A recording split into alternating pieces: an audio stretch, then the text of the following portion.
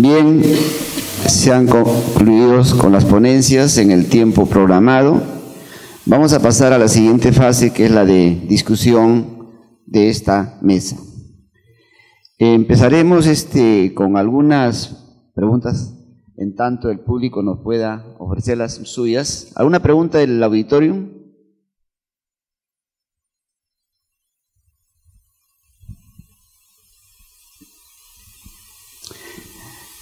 El doctor Cabezas.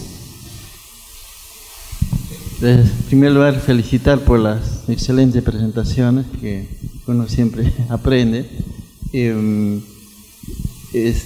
Quería mencionar de que la anemia en este caso es un síndrome, ¿no? Como se ha mencionado, que hay varias etiologías que lo van a inducir. Y la pregunta que también ayer comentábamos con el doctor González es ¿cuál es la solucionática frente a este panorama, ¿no? Donde no solo es el tema del fierro, es tema de mediciones, es tema de la inflamación y de estas otras condicionantes de la anemia. Entonces, obvio, a nivel individual uno puede hacer la evaluación específica en esa persona, hacerle la medición de todos los marcadores y darle un tratamiento específico. Sin embargo, en temas de salud pública, salud colectiva, donde no se puede hacer exámenes a todo el mundo, ¿cuál sería la propuesta a ser desarrollada para eliminar este problema? Bueno, nosotros somos pues un país muy diverso, de muchos contrastes, y según nuestras recomendaciones, para la población de la costa, nuestra recomendación es modificar el punto de corte, que no es solamente pedido nuestro, es de mucha gente en Europa y en Estados Unidos, pero la OMS no quiere cambiar. Para la población de la sierra no hay que corregir la hemoglobina por la altura, y van a ver cómo se baja la anemia de manera importante. Y para la selva y las poblaciones pobres de la sierra y de la costa, pues mejorar las condiciones sanitarias, dar agua y desagüe, reducir la contaminación ambiental. Es increíble, ¿no? El Ministerio le dice, ¿por qué usted no cambia el punto de corte? No, porque la OMS lo dice. Pero sin embargo, el PM2.5 que dice la OMS es 10 microgramos por metro cúbico. ¿Y qué dice el Estado peruano? No, que es 25. ¿Qué dice la OMS de ácido fólico? 400 microgramos. ¿Qué dice el Ministerio? 200. ¿Qué dice la OMS de arsénico en el agua? 10 microgramos. ¿Qué dice el gobierno peruano? 50. O sea, para unas cosas sí se puede cambiar lo que dice la OMS y para otras no, porque la OMS lo dice. Entonces, ahí hay un punto bastante álgido que se tiene que resolver. Y a veces nosotros hemos hablado con muchas autoridades, con el doctor Cabeza N veces cuando ha sido jefe, incluso hemos hecho algunos talleres y cursos en diferentes partes del país. Sin embargo, ustedes ven los resultados, siguen manteniéndose y se van a mantener así porque no se está manejando de una manera unimodal, como si toda la anemia fuera un problema de hierro. Y fíjese, nosotros tuvimos una reunión en el Ministerio, ha sido en septiembre del año pasado. Estaban representantes del MINSA, del MINAN, estaban representantes de la OPS, de la OMS, y dijeron, bueno, vamos a formar un equipo de expertos donde esté la universidad, yo estaba por la universidad, la OPS, el Instituto Nacional de Salud, estaba el jefe, y ya estábamos conversando. Y el jefe, el representante de la OPS dice, bueno, y al final hay que darle hierro, porque si no le sirve, no le va a hacer daño. Y ya hemos visto que no es tan cierto. Ese hierro que no se usa va a ser usado por los enteros patógenos, y que ellos van a estar en un festín tremendo, y pueden dañar nuestro organismo. Entonces, para responder, pues, creo que condiciones que el Estado pueda intervenir, o sea, la reducción de vehículos de larga data, reducción del transporte, la mejoras sanitarias, conductas saludables y agua y desagüe van a reducir bastante la anemia. Gustavo, quería insistir sobre esto. O sea, todos nosotros siempre hemos dicho que hay dos cosas en salud que deben ser mínimas como cuestión de Estado y no de ministros, que es uno, poner agua y desagüe al país, y el segundo es vacunar. Pero mi pregunta, lo que me preocupa es que es totalmente real que hay una deficiencia de hierro en una gran parte de la población. O sea, hay diversos estudios. Lo que pasa, estoy de acuerdo con ustedes, que no es solamente una causa única. Entonces la pregunta es, frente a esta situación, tú dices que en la costa hay que cambiar, digamos, ahí lo que me estás diciendo es que se estaba cambiando las medidas, pero lo que no, la pregunta es qué hacer frente a esa situación. O sea, o no hacemos nada, o damos algún tipo de suplemento. Esa es un poco la pregunta basada en la hipótesis de ustedes que dar hierro masivamente no va a ser una salida. O sea, mi pregunta es específica, ¿no? Es decir, ¿qué es lo que se hace frente a eso? Porque también dicen, sí, en la sierra no hay que cambiar, digamos, la categorización, pero estás hablando de un tema de efecto de medida, pero no se está cambiando digamos, lo que uno está tratando de buscar, que es tratar de resolver un problema de muchas personas que están teniendo anemia. En nuestro caso, nosotros sabemos cuando manejamos pacientes en los trópicos que el 80% de estos chicos están parasitados, y a esos primeros hay que desparasitarlos para poder darle algún suplemento de tratamiento, ¿no? Esa es un poco mi pregunta, y el mismo comentario se lo quería pedir a Jorge, ¿no? Primero quería comentar sobre la anterior pregunta del doctor Cabezas, y quizás sí, una parte la tiene, o gran responsabilidad la tiene el Estado al implementar medidas en saneamiento, mejoramiento de agua, servicios en general. Pero otra parte muy importante que nosotros como grupo de investigación estamos haciendo es buscar marcadores de bajo costo de forma indirecta a nivel del hemograma automatizado. Actualmente, para que se diagnostique anemia, ya se ha mencionado, solamente se utiliza el valor de hemoglobina, y a nivel nacional solamente se considera el valor del hemoglobinómetro como medida estándar.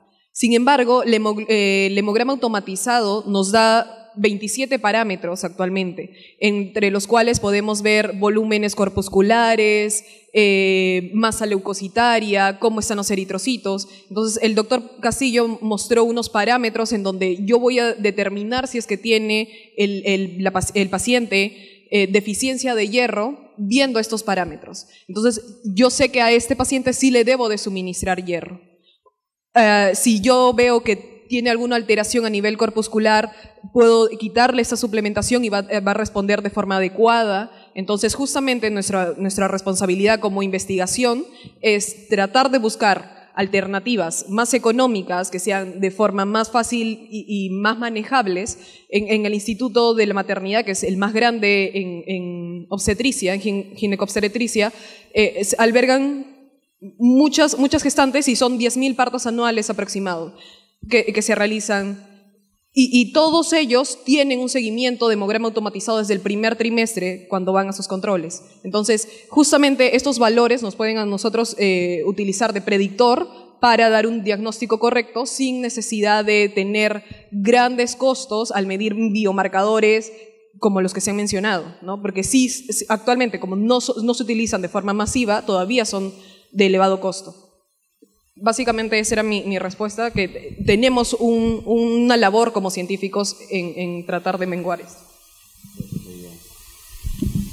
Bueno, una de las primeras medidas que se deberían hacer es revertir el hecho de dar a todo niño normal o anémico hierro, a toda gestante normal o anémico hierro, porque el que no necesita hierro, si le das más hierro, no lo va a usar. O sea, no tiene sentido. Si yo ya con la hemoglobina le detecto que hay un problema, a ese le daremos. ¿Por qué hay que darle a todos? O sea, no tiene sentido. Si uno analiza la prevalencia de anemia en los países desarrollados, estamos más o menos entre 14 y 17% la anemia. Ese 14 y 17%, que es de 6 a 59 meses, se debe mayormente a los cambios de los puntos de corte. O sea, si se cambiaran los puntos de corte, ni siquiera existiría ese 14%. Estaríamos hablando de 1 o 2% de anemia. O sea, hierro hay en todos lados. Nosotros hemos hecho un estudio, consumo de hierro y contenido corporal de hierro. Y el contenido corporal de hierro en Puno es exactamente igual, consuma poco hierro o consuma mucho hierro. Lo cual quiere decir que lo que uno necesita es poco. El niño necesita 0.6, 0.7 miligramos al día. Si yo consumiera 1 miligramo, lo voy a absorber casi todo. Antiguamente, la gestante dice, necesita 3 veces más porque hay que aumentar 1 gramo para la placenta, para el feto y para el parto. Entonces decía, si le damos 9 miligramos, que darle 27. Eso es cuando no se conocía la excedina. Ahora se sabe que si yo le doy 9 y antes absorbía 1.2, ahora dándole los mismos 9 va a absorber 3 o 4 miligramos, lo que necesite. Entonces no es cuestión de dar hierro porque queremos. Fíjese, dice, hay que darle hierro preventivo. Y este es un desconocimiento total de la fisiología. Cuando yo consumo el hierro, ese hierro entra al enterocito. Ya sea si es M, entra fácil, o si es no M, necesita acidificarlo, el transportador de metales divalentes, entra el hierro al enterocito. Ahí se une la ferritina. Y espera su turno para que adentro le digan, oye, falta un poco de hierro. Abre la puerta, entra un poco de hierro. Si pasan 2 o 3 días y yo no necesito hierro, ese hierro se va a las excretas porque ese enterocito muere. La vida de un enterocito son 3 a 5 días. Entonces ese hierro que estaba acumulado dentro se va. Entonces, ¿qué cosa puedo prevenir yo dándole gotas a un niño de 4 meses? No hay forma de prevenir, porque cuando ese niño realmente tenga deficiencia de hierro porque no consumió nada durante mucho tiempo, ahí va a tener anemia de todas maneras. Entonces, eso hay que tener mucho cuidado. La doctora Lucy López quería el micrófono, por favor.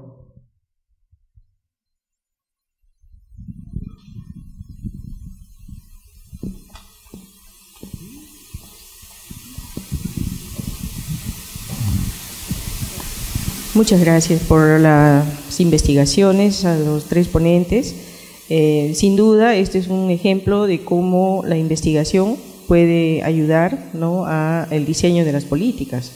Y mi pregunta va orientada a ver que si son los mismos parámetros con los que se está midiendo aquí o en Ecuador o en Colombia o en Chile, si tenemos nosotros las mismas curvas en estos grupos de edad. Entonces, si en esos sitios están teniendo las mismas curvas y están siguiendo estos parámetros y no están haciendo mayormente cosa de suplementación de fierro o tratamiento de fierro en los casos moderados o severos, que no están suficientemente investigados para ver si hay factores que puedan hacer daño. Yo quisiera sus comentarios respecto a si tenemos estas mismas cifras en los países vecinos y qué están haciendo, ¿no?, como políticas. Gracias.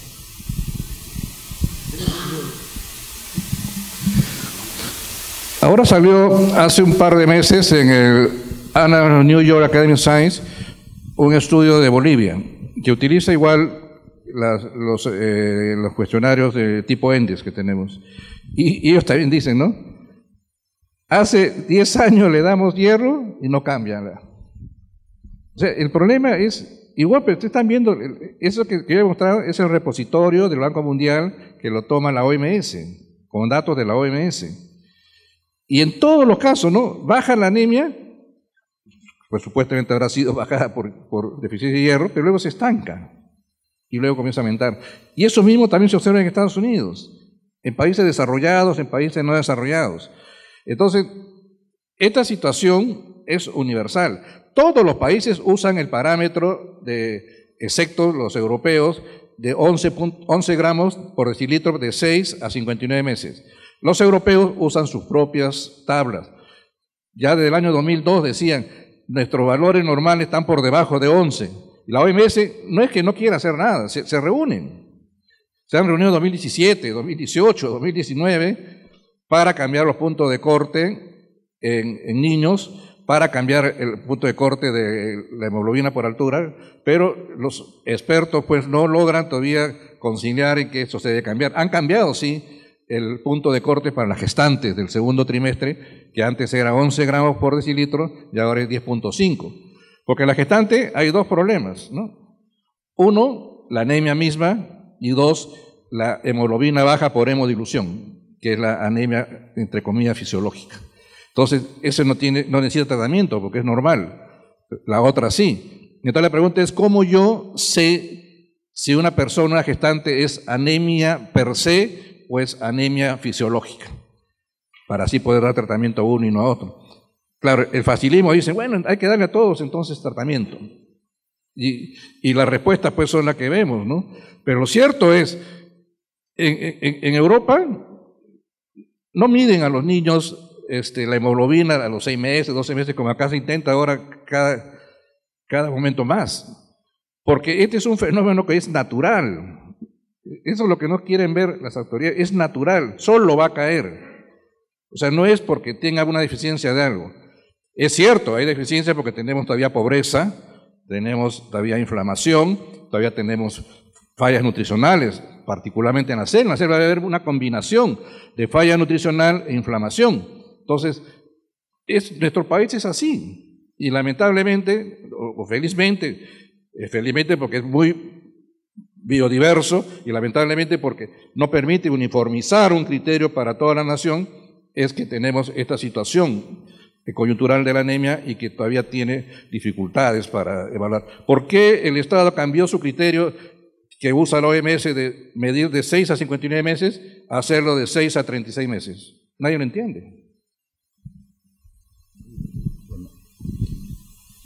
Yo leo cada vez más de hierro y cada vez menos, de verdad. No entiendo. Por ejemplo, para la OMS, los nepaleses son anémicos.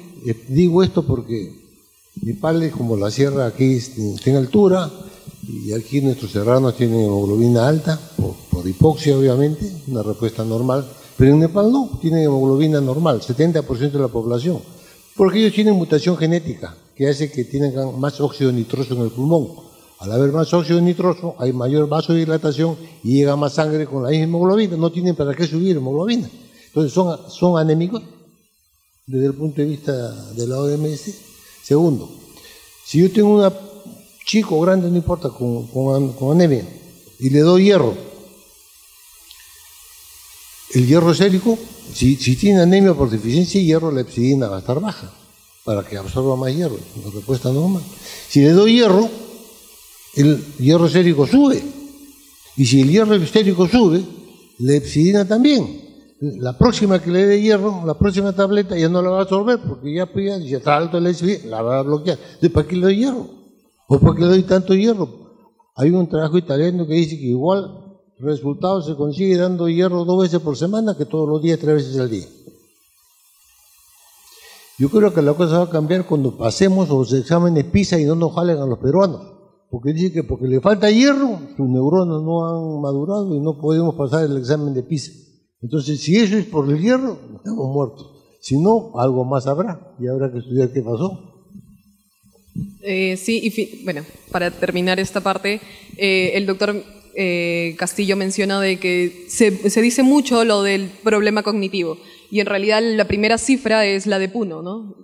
Se llega hasta 90% y recuerdo mucho la exposición del doctor González en Puno cuando llegó y él les empezó a hablar de anemia y le dijo, a ver, si tenemos 100 espectadores, suponiendo que 50 tienen anemia por deficiencia de hierro o 70%, como es la cifra de Puno, 70 de estos espectadores tienen algún problema, algún retraso y todos se sintieron afectados, ¿no? Y si vemos la persona puneña, el puneño en realidad es una persona que ha desarrollado mucho, es un comerciante, estuvo en Tacna haciendo un proyecto y todos los puneños tienen sus comercios en Tacna, o sea, no tienen una deficiencia a nivel cognitivo, porque si no, creo yo no hubieran desarrollado a nivel empresarial, ¿no? Y En realidad, la sintomatología y las repercusiones que se le ha relacionado a la anemia no es significativa en el caso se tenga anemia leve. Siempre y cuando se desarrolle una anemia mucho más severa o moderada, ahí es donde vamos a ver recién esas repercusiones. Pero en realidad la anemia severa es menos de 1%. No tenemos esos valores tan grandes como nos muestran a diario, ¿no? Gracias. Bueno, quería hacerle una pregunta. La doctora, perdón, sí, doctor. Quería felicitar primeramente a los expositores y en particular también al doctor González y su grupo por la investigación tan original que están llevando a cabo. Yo creo que va a beneficiar mucho a la toma de decisiones a nivel político. Yo creo que en medicina clínica, cuando uno va a dar un tratamiento, tiene que estar seguro de la etiología. Y lo mismo ocurre en salud pública, porque se está asignando importantes recursos que no son muy valiosos para algo que no va a dar resultado. Y realmente cuando uno va a dar tratamiento hay que escoger el marcador que uno va a monitorizar o el desenlace. Los desenlaces generalmente tardan tiempo en producirse, entonces hay que escoger un marcador, y de las exposiciones vuestras, creo que el mejor marcador para deficiencia de yodo es el receptor soluble de transferrina, porque la ferritina también es un reactivo de fase aguda, y nosotros en el Perú estamos sometidos a varios factores inflamatorios. Yo le quería preguntar, ¿cómo han medido el factor receptor, el receptor soluble de transferrina? ¿Es factible que se implemente esto en los centros de salud? ¿O es factible que se lleven muestras, se envíen muestras? ¿Es estable la sangre, enviar muestras a centros de referencia para poder tener una mejor tipificación de la anemia? Y lo otro es que también en el Perú y como en el resto del mundo hay mucha polución ambiental, que es otro factor no solamente para anemia, sino para enfermedad crónica como enfermedad cardiovascular, diabetes. O sea, la polución ambiental no solamente produce enfermedades respiratorias, sino toda la serie de enfermedades crónicas que discutimos el día de ayer.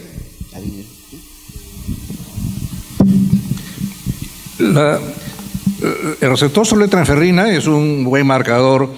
Lamentablemente el costo hace que sea inviable aplicarlo en todo el país, pero lo que estamos haciendo nosotros es un estudio en el cual vamos a correlacionar los marcadores del hierro, los marcadores inflamatorios, con las constantes y los conteos del hemograma automatizado, porque la idea es demostrar, y ya lo dijo el doctor Castillo, por ejemplo, si yo encuentro una anemia microcítica hipocrómica, ese es bien claro, deficiencia de hierro.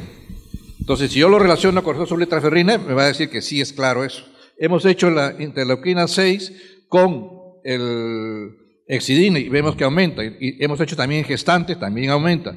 Entonces, si nosotros vemos que el marcador, por ejemplo, la relación leucocitos, o la emisión de leucocitos, o la relación de neutrófilo con linfocito, o monocito con linfocito, nos va a permitir distinguir entre inflamación infecciosa, inflamación no infecciosa.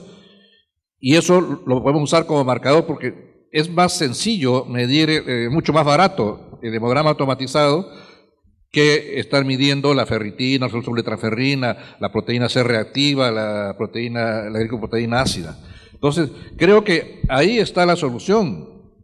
O sea, no es difícil tener acceso a los equipos automatizados. Hay en muchos hospitales del país. Y eso creo que va a ser la solución. Incluso uno puede tomar la muestra y lo puede medir 2 o 3 días después. Puedes ir a pueblos alejados y llevan la muestra y la pueden procesar. Creo que eso es más costo efectivo que estar midiendo o implementar mediciones de ferritina y receptor soluble de transferrina y marcadores inflamatorios. La licenciada quiere participar con esta palabra. Sí, en el caso del costo, si bien es cierto, pues el tener una medición de biomarcadores, que es lo más ideal, es bastante caro. Si comparamos entre el hemoglobinómetro con el hemograma automatizado, tienen un valor similar.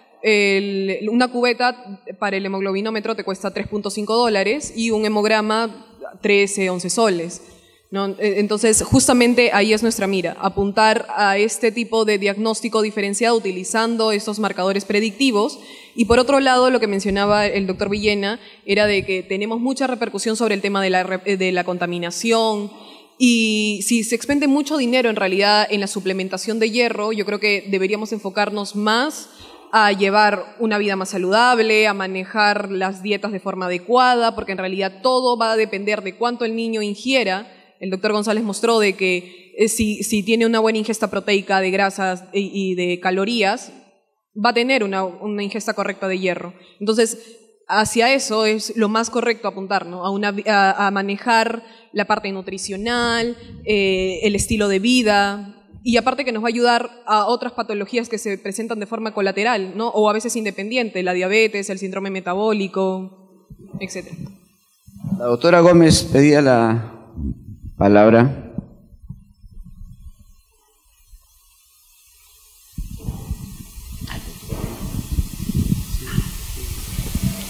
Muy buenas tardes, creo yo. Agradecer las excelentes ponencias en lo personal, muy ilustrativas, y creo que el profundizar en conocimientos de fisiología nos enriquece para saber hacer bien las cosas.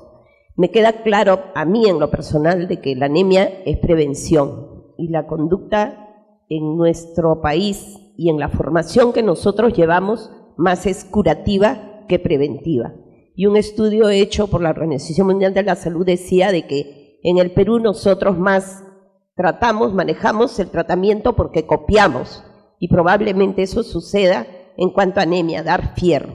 Yo he entendido claro lo que por estudios también uno dice, ¿por qué darle fierro si realmente de repente no lo necesita y vamos a más bien a enriquecer a bacterias patógenas? Lo hemos tenido de repente sin la profundidad del conocimiento. Yo quería preguntar, ¿qué opinión les merece? Para mí es prevención, trabajo en el área de neonatología y nosotros trabajamos con políticas de prevención que nos cuestan ahora.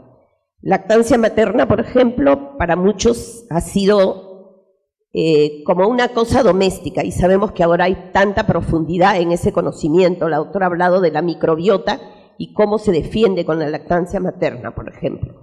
Y el corte del cordón después del minuto. ¿Qué opinión les merece? Y que eso contribuye en aumentar la reserva para el neonato y la prevención, de repente para ese primer año que por sí el niño, por la velocidad de crecimiento que tiene una anemia fisiológica, que muchas veces no requiere que darle el fierro preventivo, y que el doctor bien claro lo ha señalado, a veces esa es la conducta.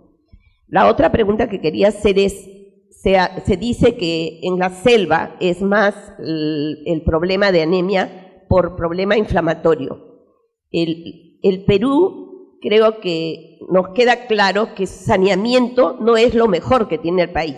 Por tanto, el agua en nuestro país no es lo más segura que podamos tener. Aparte, nosotros usamos tanques propios en las casas que al año cuántas veces los haremos limpiar, y yo veo que es frecuente en la costa también, y Ica no escapa a eso. El problema de giardia es frecuente en nuestros niños. También eso no contribuiría a tener problemas de anemia inflamatoria sin que necesariamente sea por una carencia de fierro. Eso quería preguntar. ¿Qué opinión les merece? En el caso de lactancia materna, sí es un tema muy importante, porque al niño le va a dar la reserva de hierro que va a necesitar durante los 6 primeros meses de vida. Y en el último ENDES del 2019, del primer semestre, hemos visto de que bajan 4 puntos a nivel nacional la lactancia materna. Es algo que se debería de trabajar y de impulsar mucho más, en vez de optar por la suplementación a partir de los 4 meses en gotas. A un niño prematuro se le llega a dar 5 o 4 miligramos por kilogramo diario, ¿no? No se supera de los 60 miligramos, pero igual es una dosis bastante alta, la cual se puede suplir únicamente con la lactancia materna. Y en el caso de los neonatos, el calampaje, si no pasa de los 3 minutos, no hay problema.